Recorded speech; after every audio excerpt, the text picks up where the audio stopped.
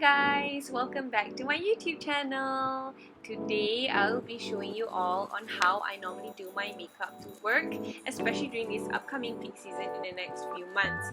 So if you're in the audit line, you are already in the peak season, so good luck to all of you, to me. Rest well and keep hydrated always, and don't eat too much junk food, please.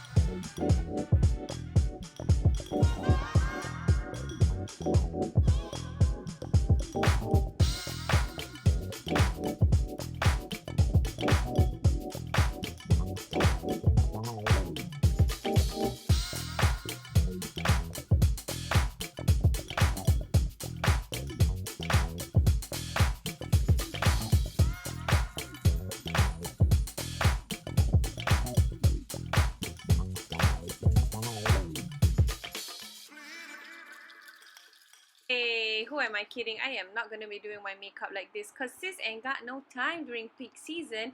But good luck to those who are experiencing peak season in the next few months. Rest well and keep hydrated. Bye!